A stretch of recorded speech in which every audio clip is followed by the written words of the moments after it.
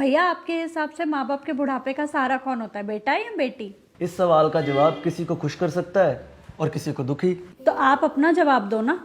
Obviously बेटा। क्यों?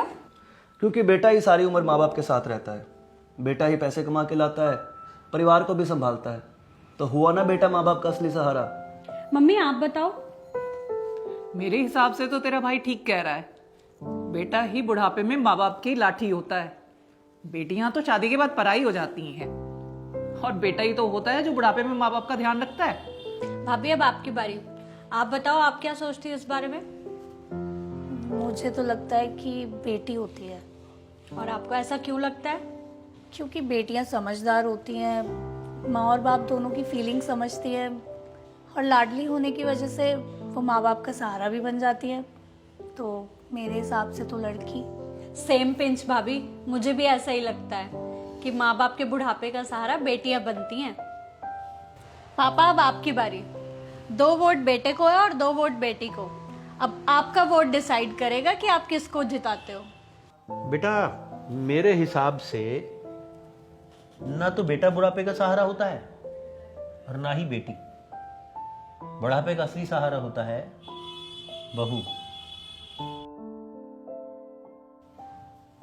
अरे तुम लोग मुझे ऐसे क्या देख रहे हो? मैं बिल्कुल ठीक कह रहा हूं।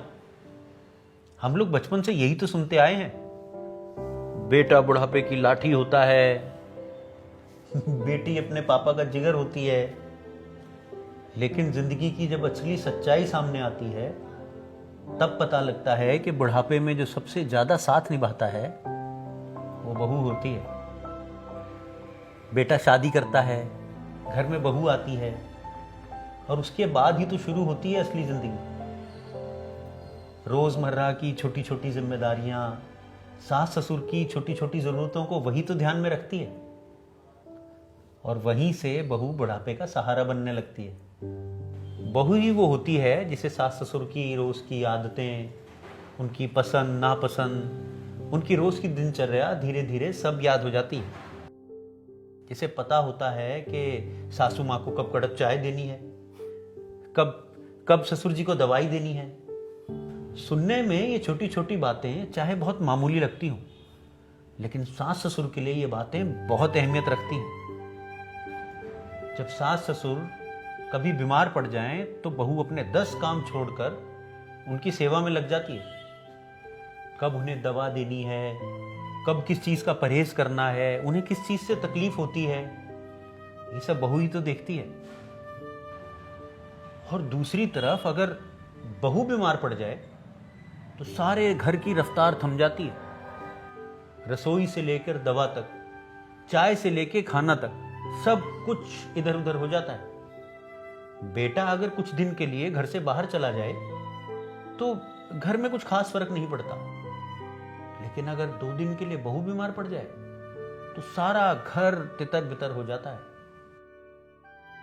क्योंकि घर की असली धुरी बहू ही होती है, वही तो सारे घर को जोड़ कर रखती है।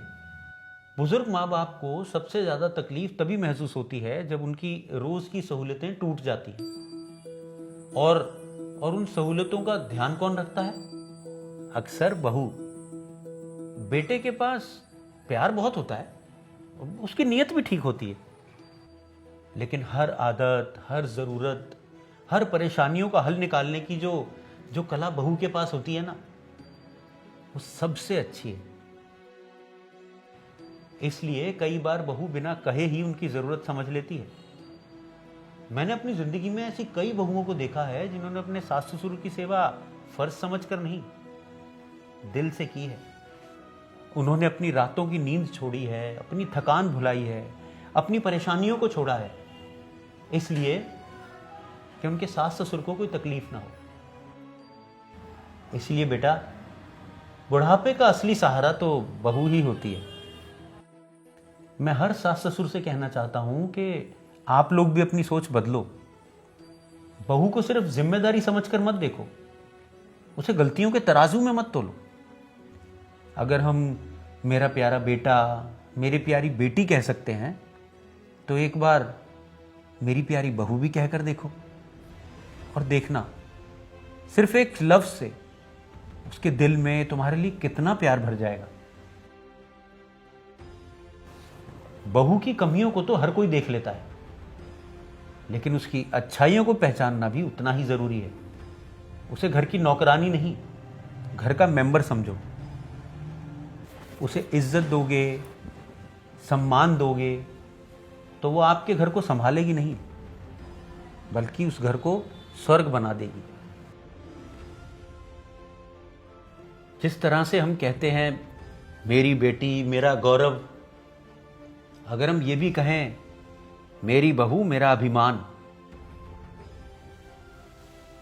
यकीन मानो रिश्तों में मिठास और भी ज्यादा बढ़ जाएगी। अरे वाह पापा, आपने तो सबको क्लीन बोल्ड कर दिया।